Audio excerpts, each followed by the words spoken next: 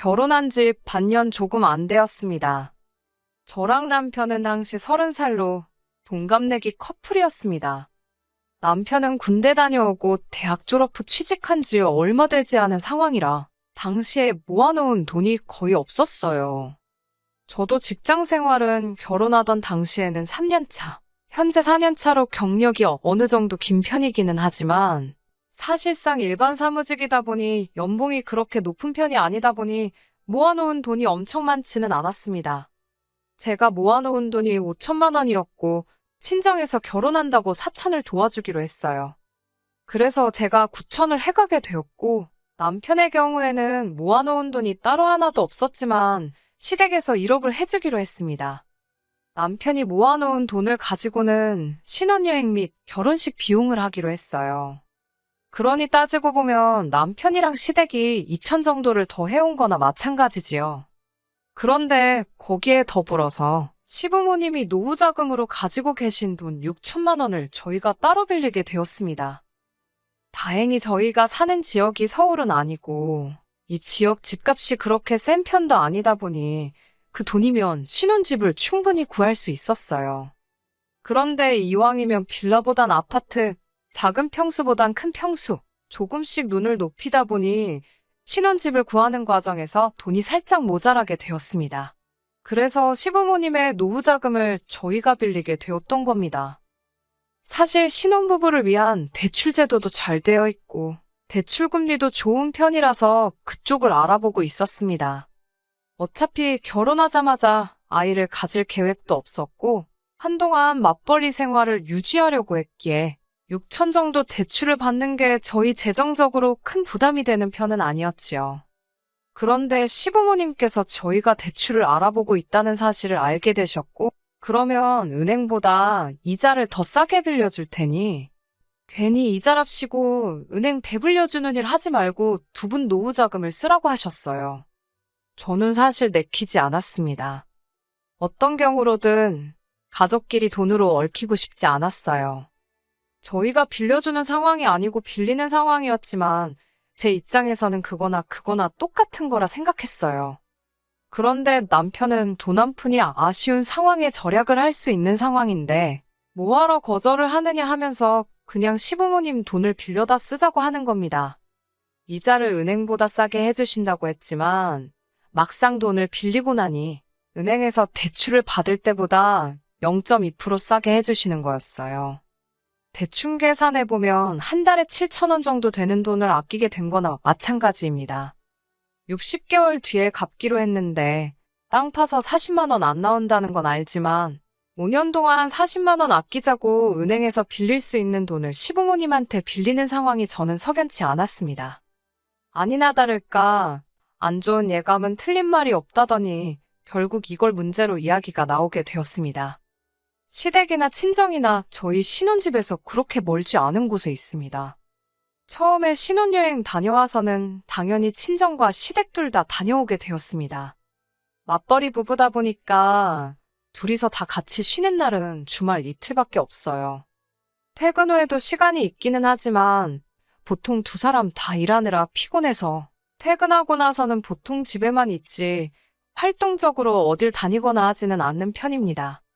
연애를 적당히 오래 하기는 했지만 연인일 때랑 부부일 때 같은 데이트를 해도 다르게 느껴지잖아요. 거기에 두 사람 인생 중에 가장 깨가 쏟아진다는 신혼 때인데 말이에요. 그런데 쉬는 날이 되면 남편은 꼭 쉬는 날 중 하루는 시댁에서 시간을 보내고 왔으면 하더라고요. 집에서 가까운 편이니 평소에 못 찾아뵐 거리도 아니고 엄마 손맛이 그리우면 평일 저녁에 가서 저녁을 먹고 와도 되는데 꼭 쉬는 날만 되면 시댁에 그렇게 가고 싶어 안달이 납니다. 그렇다고 또 친정에 가는 걸 좋아하는 건 아니에요.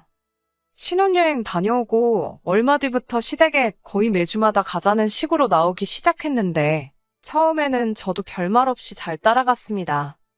시어머니가 우리 어떻게 지내는지 궁금하시대. 얼굴 보고 싶으시대라는 이유를 대면서 시댁에 가려고 하는데 그 말을 듣고 며느리인 제가 시댁에 가기 싫다 어떻게 말을 하겠어요. 그래서 처음에는 남편이 가자고 하면 그냥 별말 하지 않고 따라가게 되었습니다.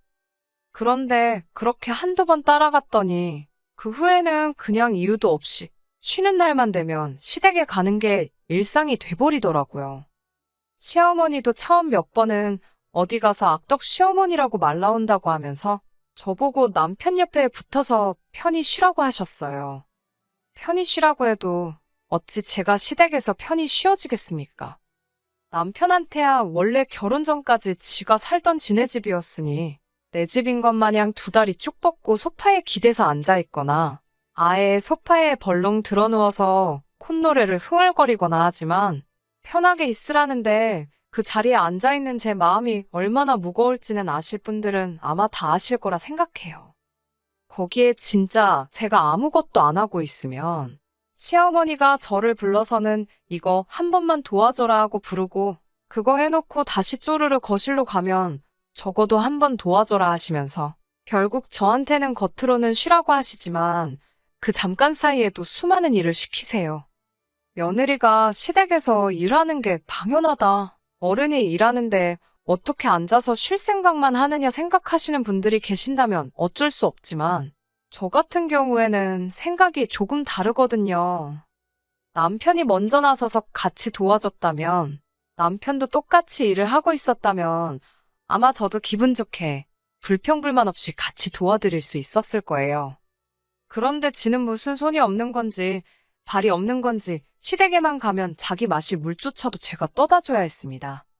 한 번은 너가 떠다 마시라고 했더니 시어머니가 물 떠주는 게 뭐가 어렵냐면서 눈치를 주시고 아이고 다리야 하면서 무릎을 붙잡으시며 남편한테 기어이 물 한 컵을 떠서 가져다 주더라고요. 그래서 그 이후부터는 그런 눈치도 보고 싶지 않아서 제가 몇 번 떠다 줬고요.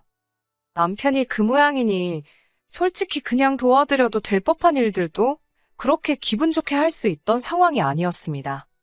일하는 것뿐만이 아니지요. 새삼스럽겠지만 시댁 가서 저희가 뭐하고 오겠어요. 재롱잔치 하러 가는 건 아닐 테고 결국 식사를 같이 해야 해요. 나가서 사 먹으면 당연히 계산은 저희가 합니다. 그게 아깝다거나 생각한 적은 없었어요. 밖에 나가서 먹으면 차라리 마음은 편합니다. 그런데 시어머니가 식사를 준비해 주실 때가 있어요. 그때도 편하게 쉬라고 하긴 하지만 양념 정도만 직접 하시지 사실상 음식은 제가 다 하는 거나 마찬가지입니다. 그 고생하고 나서 식사 준비를 해놓으면 어김없이 제일 맛있거나 제일 비싼 반찬은 제가 앉은 자리에서 최대한 멀리 떨어져 있지요. 밥상이 무슨 임금님 수라상도 아니고 솔직히 팔을 쭉 뻗으면 못 먹을 것도 없어요. 저한테서 위치를 멀게 하면 멀게 할수록 저는 더욱더 아랑곳하지 않고 팔을 최대한 뻗어서 집어옵니다. 아니면 남편 시켜서 저게 나한테 너무 멀리 있네 하면서 제 밥 위에 올려놓게 만들어요. 그러면 시어머니가 예를 들면 그날 LA 갈비를 해주셨다면 요즘 갈비값이 어쩌네 저쩌네 하면서 재료값 이야기를 그렇게 하십니다. 그러고 나서 주변에 있는 다른 반찬들을 제 밥 위로 집어주면서 이것도 맛있으니 먹어봐라. 저것도 맛있으니 먹어봐라 하면서 최대한 제가 LA 갈비를 못 먹게 그렇게 노력을 하세요. 어머님 딴에는 최대한 티 안 나게 잘해주는 척 명연기를 하고 있다고 생각하실 테지만 솔직히 제 입장에서는 그 의도나 속셈이 뻔히 보입니다. 그래서 저도 어머님이 제 밥 위로 다른 싸구려 반찬들 올려주시면 저는 이거 싫어해요. 저거 싫어해요 하면서 남편 밥 위로 올려주고 아랑곳하지 않고 갈비 집어먹고 그랬지요. 그런다고 해서 다음번에 바뀌는 게 있는 건 아니지만 적어도 집에 가서 속앓이는 안 하려고 그 정도 노력은 하고 있어요.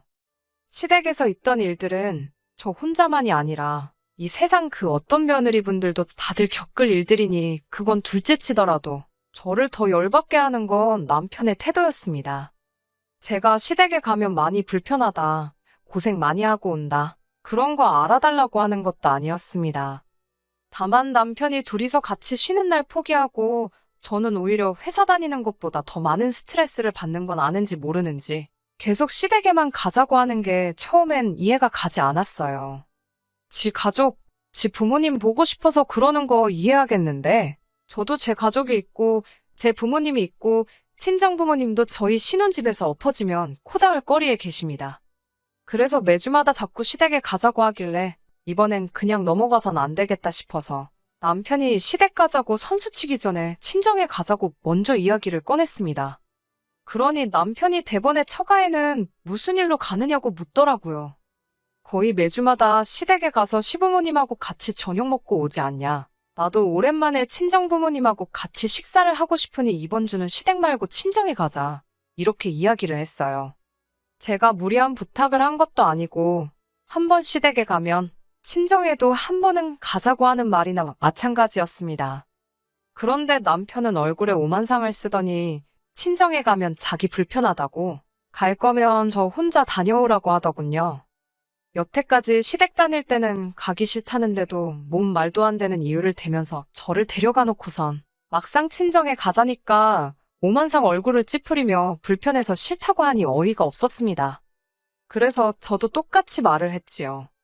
나도 시댁 가면 불편하다. 너가 친정 가는 게 불편해서 나 혼자 다녀오라고 하는 거면 무슨 말 하는 건지 잘 알겠고, 나도 시댁에 가면 불편하니 앞으로 시댁 갈 일 있으면 너 혼자 다녀오라. 한마디 했습니다. 그랬더니 남편이 그건 무슨 경우냐고 하더라고요. 경우는 무슨 경우냐고, 내로남불도 아니고 내가 시댁 따라가는 건 군말 없이 바늘에 실 가듯 따라가야 하는 거고, 너가 친정 갈 때는 너 기분 따라 가고 말고 정하는 게 말이나 되냐고, 불공평한 거 아니냐고 했습니다. 그러니까 남편은 그 상황을 가지고 원래 그런 거라고 하더라고요. TV를 봐도 어디를 봐도 남편이 마누라가 친정에 가면 마누라 친정 갔다고 좋아하는 장면은 있어도 남편이 시댁에 가면 여자들이 남편 시댁 가서 너무 좋다고 하는 장면 본 적이 없지 않냐고 하는 겁니다. 말인즉슨 친정에는 여자가 혼자 가는 게 맞는 거고, 시댁에 갈 때는 당연히 며느리인 제가 남편과 같이 가야 하는 게 맞다고 하는 거예요. 그게 무슨 말도 안 되는 소리냐고.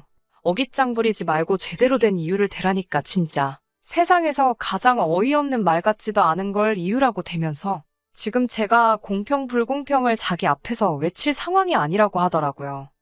무슨 근거로 그런 생각을 하고 있느냐고 했더니 저희 결혼할 때 결혼자금 이야기를 하는 겁니다. 우리 부모님, 그러니까 시부모님 아니었으면 지금 우리 이 집에다가 살림이나 차렸겠냐는 어이없는 소리를 하는 겁니다. 여태껏 연애했던 기간과 결혼 생활 통틀어서 했던 말 중에 제일 어이없는 소리였어요. 얼마나 어이가 없었으면 콧방귀조차 안 나오더라니까요. 어머님 아버님이 그 돈을 그냥 해주셨냐고 따졌습니다. 당장 두 분도 요즘 상황에 어디 투자하는 거보다 우리한테 이자 받는 게 더 이득이니까 그 돈을 해주신 거 아니겠냐 했지요. 혹시 은행에서 대출받아도 되는 돈을 해주시는 것 때문에 내가 매주 시댁에 가서 가사노동도 해야 되고 사위가 친정은 대접도 안 하고 코빼기도 안 비추게 내버려둬야 하는 거냐고. 그러면 당장에 은행 가서 대출을 받아올 테니 시부모님한테 그 돈 돌려드리라 했습니다. 5년 동안 40만 원 아끼자고 그러기엔 내 시간도 아깝고 내가 스트레스 받아서 골병 들고 주름 하나씩 생기는 거 생각하면 돈이 아끼는 게 아니라고요. 5년 동안 내가 한 달에 10,000원씩 해서 시부모님한테 돈 따로 보내줄 테니까 앞으로 나는 시댁에서 시어머니 일하는 거 도와주고 그러기는커녕 그냥 앞으로 시댁의 발길을 따로 안 하겠다 했습니다. 그리고 다시 한번 당장에 은행부터 가서 일주일 내로 시부모님하고 금전관계 청산해 놓으라고 했어요. 사실 여기서 남편이 조금 수그리고 들어왔으면 그냥 사소한 부부싸움 한 거로 치고 그냥 넘어갔을 거예요. 말이야 그렇게 했지만 솔직히 저렇게 돈 갚아버리고 하면 제가 시부모님한테 불만이 잔뜩 있다고 광고하는 거나 마찬가지잖아요. 사실상 싸우게 된 이유도 제가 시댁에 가는 게 싫다는 게 아니라 시댁에만 너무 신경 쓰지 말고 시댁만 가지 말고 처가도 같이 가자. 친정부모님도 시부모 챙기듯 신경 좀 써달라. 이것 때문에 발생한 거나 마찬가지니까요. 그래서 일을 더 크게 만들고 싶지도 않았고 적당히 남편 참교육해주고 결혼 생활이라는 게 지네 집에만 잘해서 되는 게 아니다 하는 것만 알려주고 싶었어요. 그 뒤에 시댁에 가든 친정에 더 자주 가든 그건 그 나중의 일이고 짚고 넘어갈 건 짚고 넘어가자는 뜻이었으니까요. 그런데 남편은 뭘 그 상황에서 아득바득 이겨먹어야겠는지 말 잘했다고 하면서 결혼자금 이야기를 꺼내버리는 겁니다. 솔직히 시부모님이 1억을 도와주기는 했는데 남편이 모아놓은 돈이라고는 1,000만 원도 안 돼서 결혼식 비용하고 신혼여행 다녀오고 나니 남는 것도 없었거든요. 지가 모아놓은 돈은 한 푼도 안 들어가는 거나 마찬가지였는데 큰 소리를 치면서 내가 1,000만 원을 더 했네, 네가 덜 했네 따지고 계산하더라고요. 실제로 제가 해온 게 친정부모님 돈 합해서 9천 정도였으니 남편 말이 틀리지는 않았고 여전히 시댁하고 남편 쪽에서 1,000만 원 더 해온 게 맞지요. 방금 전까지는 시댁에서 빌린 돈도 해온 거라고 우겼지만 그걸 빼고서라도 여전히 자기 쪽에서 해온 돈이 더 많으니 제가 시댁 눈치를 봐야 한다고 끝까지 지 고집을 부리면서 한마디를 안 지려고 하더라고요. 제가 연애할 때 제 눈치 많이 보면서 제 기분 맞추려고 그렇게 노력하던 사람하고 같은 사람인가 싶었습니다. 결혼하고 나서 저렇게 180도 바뀌어서 가족들밖에 모르는 사람이 될 거면 왜 대체 결혼을 하려고 하는가 했는데 지금 와서 생각해보니 그 이유를 알겠더라고요. 결혼도 하지 않고 가족 품에서 살면 매일같이 같이 사랑하는 가족들 품에서 살 수 있는 게 중요한 게 아닌 거죠. 저런 사람들 심리가 내가 하기 싫은 효도를 대신해줄 사람이 생긴 거나 마찬가지라고 생각하는 겁니다. 매일같이 한 집에 지내기엔 자기가 신경 쓰거나 해야 할 일이 너무 많아서 싫지만 결혼해서 나가 살면 자기가 하기 귀찮던 신경 써야 할 일들을 마누라한테 다 시켜버리면 되는 거니 결혼하는 거 아니겠나요? 아무튼 남편이 고작 1,000만 원 가지고 제가 평생을 시댁 눈치 보면서 살아야 한다는 식으로 나오길래 저도 더 이상 그걸 참고 지내기는 싫어서 그냥 그 길로 짐 싸서 친정으로 갔습니다. 어차피 친정 혼자 가라고 했는데 어디 한번 진짜 친정에 가면 어떻게 되나 보자 하는 심정이었지요. 친정에 짐 싸들고 가니 친정 부모님께서도 무슨 일이 일어난 걸 눈치채고는 좌초지종을 물어보셨습니다. 저딴 남편을 감싸주자고 다른 말을 지어내기도 싫어서 그냥 가감없이 다 이야기해버렸어요. 친정 부모님도 굉장히 어이없어 하셨고 그 길로 남편을 소환했습니다. 남편도 제가 가자면 저 혼자 가라고 하지만 그래도 장인 장모님이라고 부르니까 오더라고요. 아니면 제가 열받은 거 보고 분위기 살피러 온 걸 수도 있고요. 아무튼 남편이 도착하자마자 저희 부모님이 남편 앞에 앉혀놓고 통장 하나 던져주시더군요. 그 통장에 있는 돈으로 시부모님한테 빌린 돈 갚고 1,000만 원 더 해줬던 것도 돌려드리라 하시더라고요. 고작 1,000만 원 더 해온 거 가지고 우리 딸 평생 눈치 보고 살게 만들 생각이면 그 돈 다 해줄 테니 앞으로 자네가 우리 집 와서 평생 눈치 보고 살라고 하시더라고요. 남편이 통장에 찍혀있는 액수를 보고 몸만 베베 꼬면서 아무 말도 못하고 있는 걸 보니 속이 후련했습니다.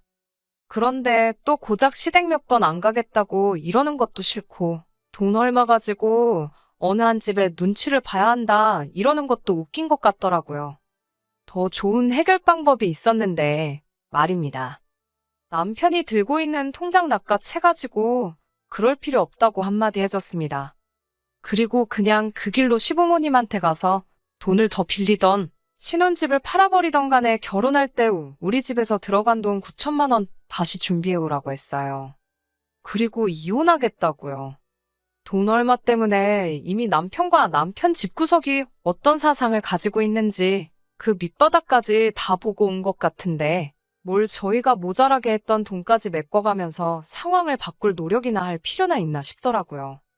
이렇게 살아봐야 앞으로 돈돈돈거리면서 그걸 가지고 안 봐도 될 더러운 꼴 보면서 살게 될 게 뻔한데 뭐가 좋다고 계속 붙어서 그 꼴을 보고 있어야겠나 싶었습니다.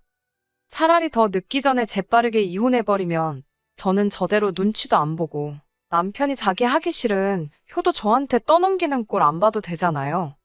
거기에 남편은 남편대로 그렇게 보고 싶은 부모님 찾아뵙기 위해 주말까지 기다릴 필요도 없이 한 집에서 같이 살면서 매일같이 엄마가 해주는 밥에 좋아하는 반찬 먹으면서 지낼 수 있는데 결혼해서 못 볼 꼴 보면서 참아가며 같이 사는 것보다 하루라도 빨리 이혼하는 게 서로한테 더 좋은 거 아니겠냐고 했지요.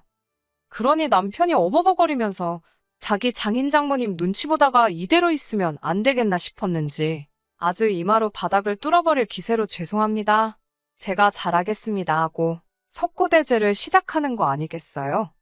친정 부모님이 그런 남편 모습 보고 용서해줘라 그런 말은 안 하시고 저만 쓱 쳐다보셨어요. 아마 저보고 제가 스스로 결정을 내리라고 하시는 것 같았습니다. 그래서 남편한테 두 번은 없다고 말하고 그냥 이혼하자고 했어요. 한 번 용서해줄 수도 있는 일일 수도 있지만 이미 반년도 안 되는 짧은 결혼 시간 동안 1,000만 원 더하고 돈 빌려준 걸 가지고 저희 집이 무슨 평생에 걸쳐서 갚아야 할 은혜를 입은 거나 마찬가지인 것처럼 생각했고 행동했다는 걸 보면 기회를 준다고 해서 바뀔 집구석이 아니란 걸 깨달았기 때문입니다. 그 뒤로 시부모님까지 나서가지고 자기는 그렇게 생각해 본 적 없다고, 나한테는 소중한 며느리고 딸보다 더 아껴졌다고 하시는데 그건 사실 부처님밖에 모르는 일 아니겠어요? 밥 먹을 때만 봐도 남편만 대놓고 맛있는 거 먹게 해주려고 하셨는데 그 집 구석 딸보다 더 아껴주셨다고 하기엔 가장 치사한 게 먹는 걸로 사람 차별하는 거라던데 말이 앞뒤가 안 맞는 소리나 마찬가지였습니다. 결국 남편과는 합의점을 찾을 필요도 없이 그냥 그렇게 결혼 반년 만에 이혼하게 되었습니다. 애써 참고 살바해야 차라리 이혼하는 게 훨씬 좋은 것 같아요. 요즘 금리가 엄청 올랐다고 하는데 그 뉴스를 보면 또 금리 오른 거 가지고 얼마나 생색을 냈을까? 혹시나 금리 올랐다고 이자도 더 받아야 한다 어깃장을 부리지 않았을까? 그런 생각이 드네요. 반년 만에 이혼하게 돼서 사실 주변에서 수군거리는 거 들어야 했고 눈치를 봐야 했지만 그거 길어봐야 한 달도 안 돼서 다 사라지더라고요. 세상 사람들이 생각보다 남의 일에 크게 관심이 없는 것 같더라고요. 괜한 걱정 때문에 아무것도 안 하고 참고 사는 것보다는 잠깐 눈치 보이더라도 속 시원하게 제가 하고 싶은 대로 사는 게 정답인 것 같습니다. 끝까지 들어주셔서 감사합니다. 오늘의 사연은 여기까지입니다. 구독과 좋아요, 알람 설정 부탁드리고 더 좋은 사연으로 다시 찾아뵙겠습니다. 감사합니다.